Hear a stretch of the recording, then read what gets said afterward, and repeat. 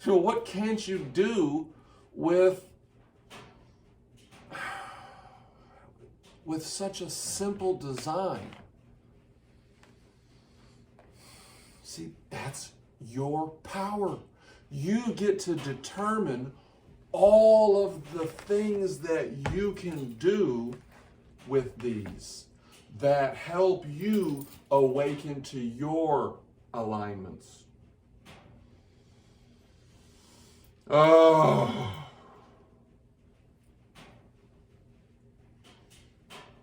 But you don't even need these necessarily. You don't even need these. They help. These are the scaffolds to support our retraining.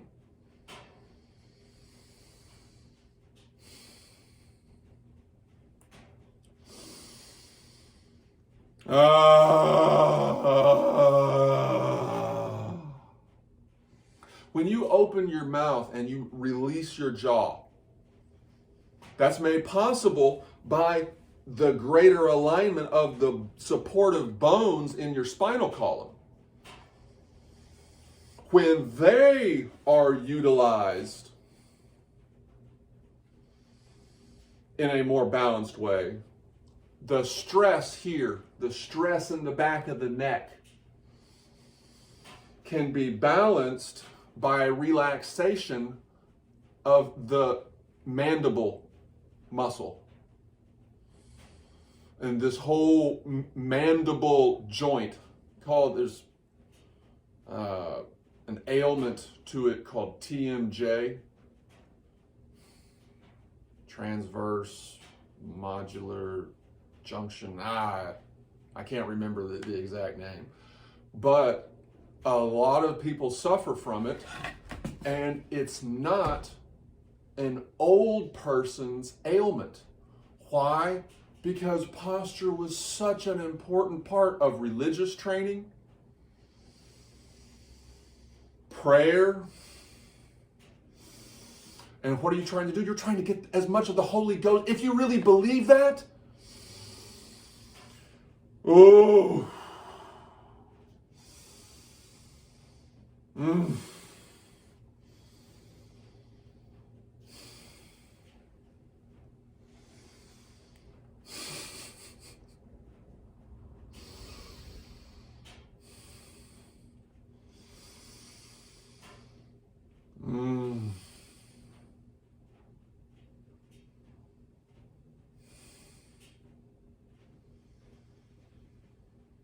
Oh.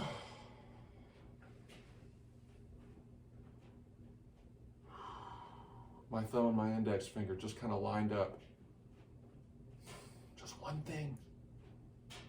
And then you discover, oh, that other thing is lined up just right as well. My thumb is lined up with these fingers.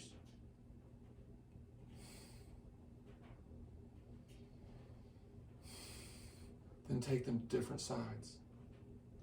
Take them through these opposites. Be methodical about it. And then once you realize, oh yeah, I've been methodical about this, then recognize that means it's time to go to the other side.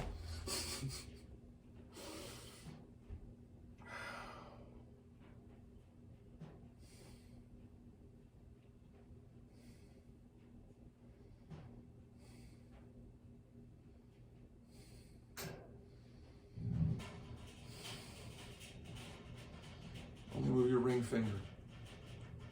It's that shaft. It's as if our body is made of these shafts that bend.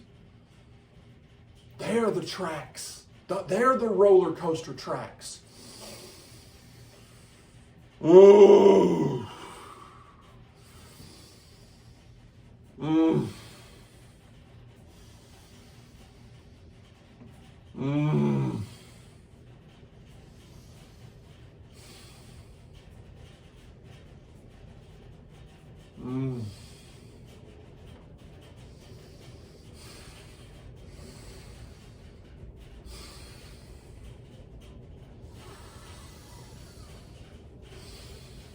Trace your face and don't be afraid to use a little contact. That's the only way you can add load, you can add resistance to the muscles that are already fighting gravity and fighting the air molecules, and they're fighting the internal pressure. We should all be trying to become more eggheadish or more jarheadish. Does that make sense? Those are two archetypes that we all have in our minds. There's so much relaxation in our current culture that all we need to do is become whatever we aren't. That's the fusion. That's the Bill Gates and Tom Brady and these people who have Tyson Fury like central nervous systems and spinal structures. They can take a punch.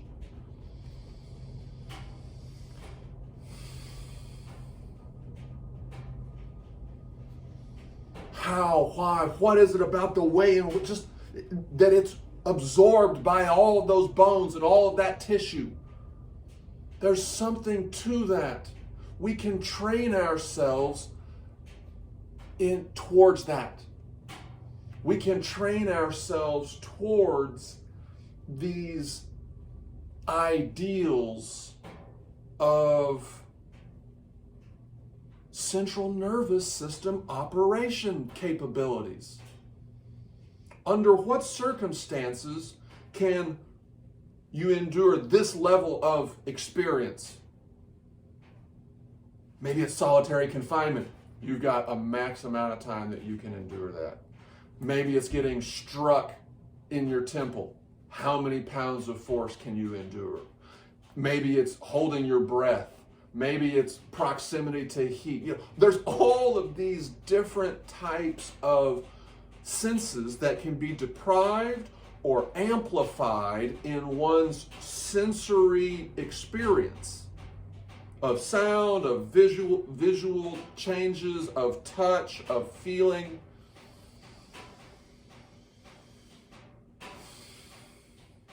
Our culture touts the power of individuality, but yet it doesn't teach people how to establish their own individuality.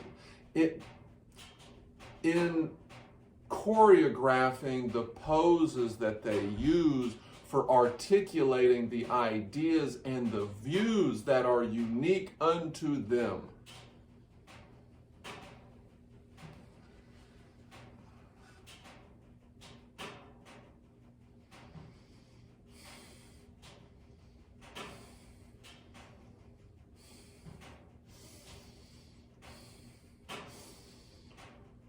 The more aware you become of your power to activate different sectors of your musculature, the more easily you will command them to work together, to share the force of gravity, such that when you deliver remarks, you're doing so with a circulatory system that's a little bit better.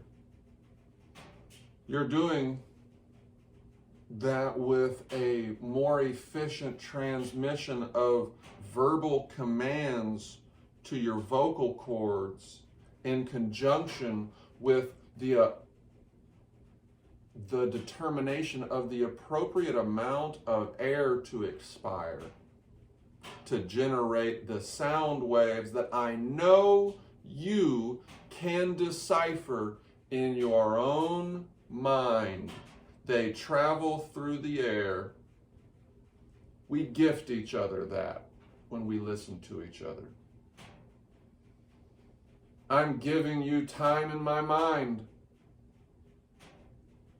And I know that my time is finite, even more so than probably everyone who's watching this. Do you have a terminal illness? If yes, then you can really empathize with this desire I have to get this idea to more and more people. If not, recognize and try to imagine what it must be like for someone to know that they have less time than everyone else, but yet they are afraid of using it as leverage or as something to gain an advantage. I don't want to win. I don't want to get famous doing that. But it's a reality.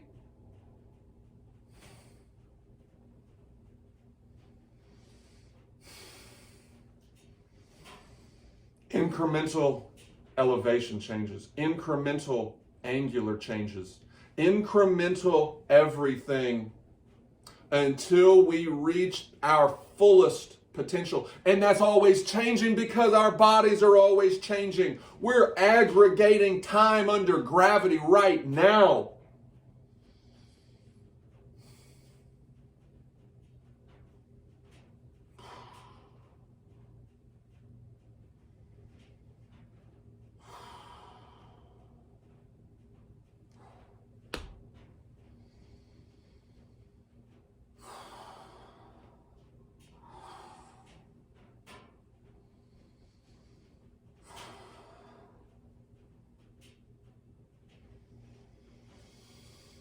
Oh.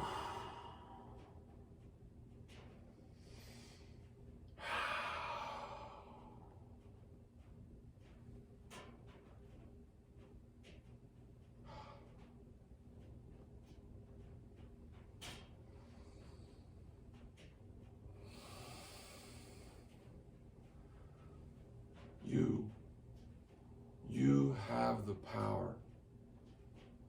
Start by just doing what I do. Start by ordering some of these. Let's get your measurements. This is all we've got to do. Measure to the top of your shoe.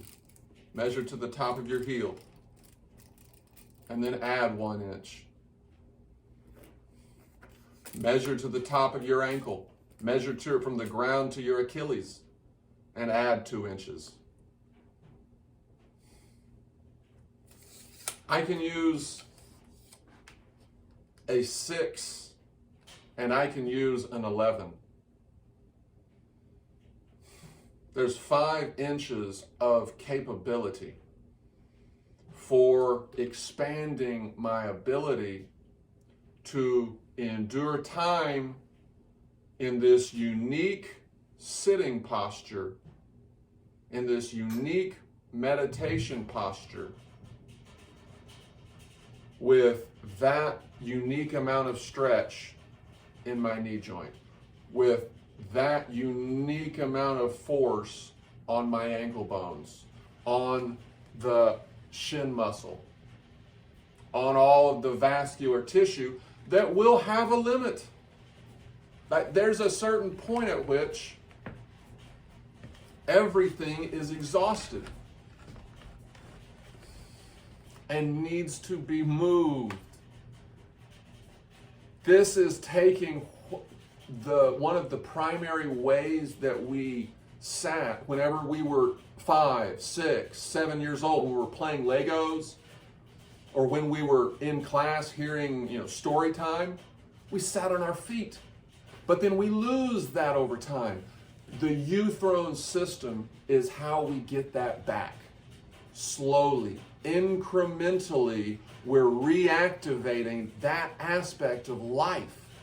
We're reactivating that sensory experience that's so critical. Why? Because just the way that gravity works.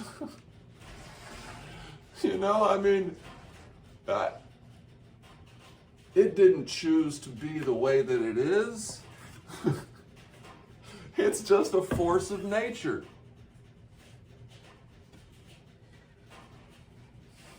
Whatever you do with them, do it slowly first. And think about opening, closing. things in sync